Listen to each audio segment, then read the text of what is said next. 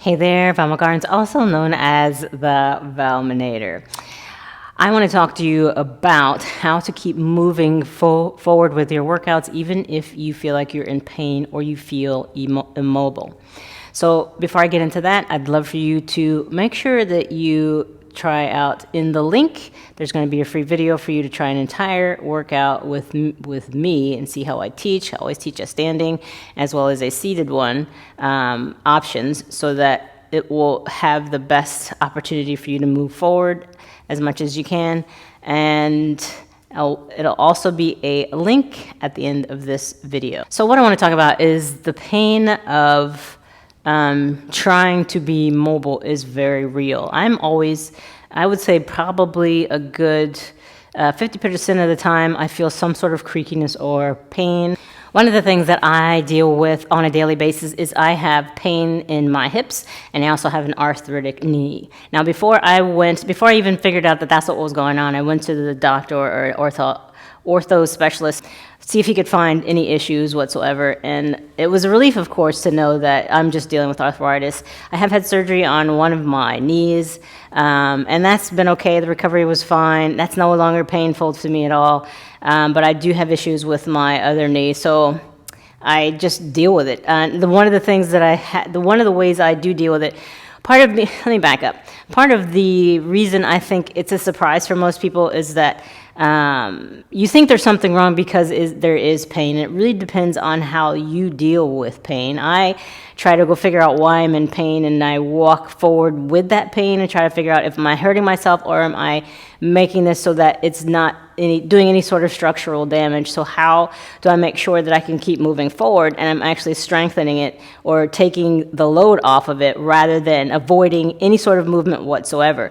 This is why I came up with a seated version and a standing version, because we all have our points where might be a sticking point for some of us. Like we might decide that we don't want to do this because we have this specific pain, and we have to stop doing that because it does not strengthen the overall part of us if we're constantly avoiding the same thing over and over again. So we have to find a way to move through it to make sure that we're still strengthening the other parts of our bodies that do want to cooperate with us at that time, until the other dysfunction is working itself out and we can still continue to strengthen everything else, and including that dysfunction at that time. Like say for knees, because a lot of people always sing to me about their knees. I'm like, we can't keep avoiding the things that use the knees. That's virtually everything that we do, besides of course the core, but the knee is involved with so many movements. So I want to make sure that I provide options for people with a seated version, as well as the people who could do the full expression of the move. And so I think it's very important that you find whatever that sticking point is for you, or that bottleneck, so to speak, that's going to stop you from moving forward. Try to scale it down, but continue to move forward. And one of the things that I think is a big stopping point for most people is that they feel like they're feeling the pain so that they have to stop everything. And that's just not the case at all. And that's why I wanted to make this video, because you have to find a way to keep moving forward. It doesn't have to be perfectly, it can be imperfect actions, but in some capacity try to move forward so that you can continue to move forward. Make sure you hit that like or subscribe button, as that really helps my channel. I'd really appreciate it. I'm no different than any other small creator trying to get things going, and I'd really appreciate it if you take the time, if you got anything out of this video, to like, share, or subscribe. All right, I will see you again soon. So I'd like to explain to you what is going on structurally to cause the gravel feeling that you may feel when you either sit for too long when you try and get up out of the chair, or any sort of other movements, especially getting out of bed in the morning. Like the person you might end up being 20 minutes after you wake up might be entirely different from the person who's had a chance to move around a little bit after you wake up. And that is estrogen. Estrogen is one of those things that gives you joint lubrication. It makes your joints a lot more pliable, gives it some pliability. So the reason why, because estrogen's left the building, that is one of the signs of menopause. That's what happens as our hormones start to fluctuate in in ways that really can't, it can be more felt than it could be explained for the most part. But estrogen is very responsible for the pliability of our joints. And so that's one of the reasons why the warm-up is very important. You're not actually warming up to exercise, you are warming up to actually move. So you have to spend a good amount of time warming up, which is what I do probably for the first 10-15 minutes of any of my videos. You will see me doing a very specific detailed warm-up. I spend a lot of time warming up because it isn't really about trying to just do it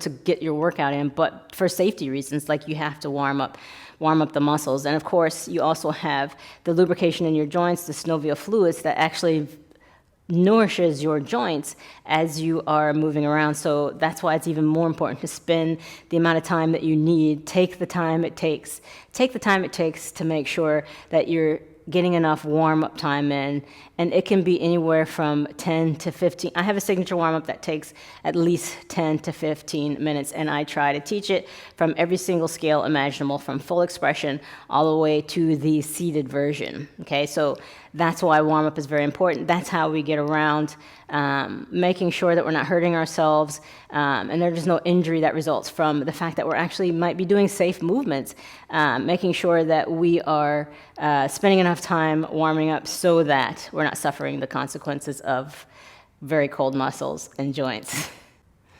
The other thing is estrogen also affects your workout recovery time. It takes you a lot longer to recover because of the fact that your estrogen levels are lower. This is even true for people who are on any sort of HRT. You still have to take into account of the recovery time because it takes you a lot more time to recover. You can't use the marker as sore being an indication that you got in a really great workout. Those days are long past us. So we have to continue to be very wise about the kind of input we are putting into our workouts and staying safe. Not that they can't be challenging, not that you can't do the hit.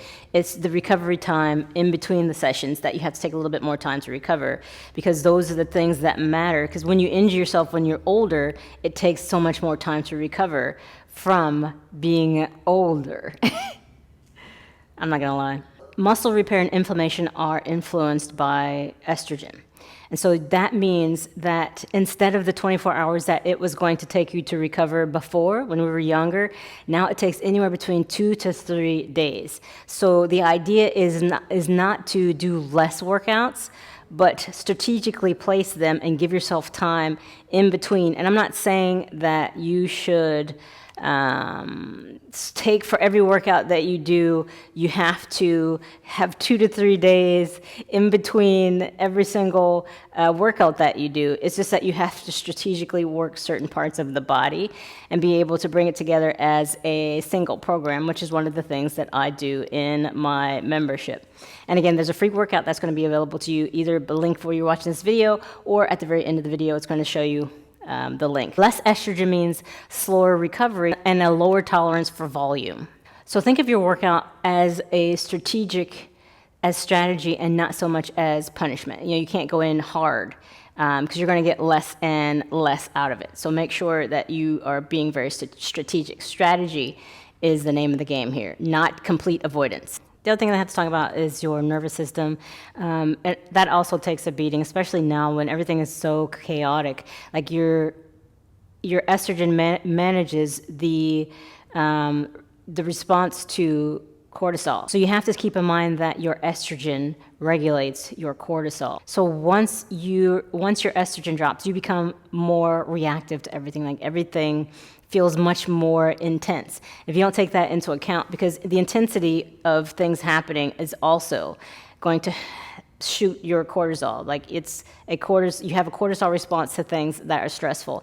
Exercise is a stressor, so you have to be careful that you're not adding in more of a stressor. So if you don't feel invigorated after your workout and you feel really beat down and it takes you all this time to recover, that's how you know. That's an indication that you may be pushing too hard or doing way too much, or the intensity is way too high. The hit that you were doing is way too high. It's not that you've become weaker, it's just that It's not that you become weaker, it's that you have to be really careful of the response that your body gives back to you, the signals that it sends to you in between the workouts that you do. You have to be very strategic, you have to be very deliberate, and you must be intentional. It's not that you're getting weaker, you just have to learn to read the signals that your body gives to you in any moment in time to make sure that you know what to do moving forward. All right, to recap, number one, estrogen is your lubrication crew for your joints. So because you have less estrogen in your body, that means you have to take a lot more time to warm up. Take the time it takes to warm up. Take the 10 to 15 minutes that it takes to warm up. I have a signature warm up that I do every single video. 2, muscle repair and inflammation response are connected. Take the time it takes to recover. Maybe add more time after your workout, depending, making sure that your workouts are not slamming you into the ground. So don't do less forever, just be more strategic. Number 3, make sure you are respecting your nervous system. Estrogen is linked to cortisol, so make sure you know that since the estrogen has left the building, you are more reactive. So make sure your workouts are serving you as something that is, make sure your workouts are serving you rather than depleting you. Respect your nervous system. That's it. Thank you so much. If you made it all the way to the end of this video, I really do appreciate you. Please make sure you try the free workout that is either linked somewhere on this page, or you're going to see at the end of this video how you can find it, direct link.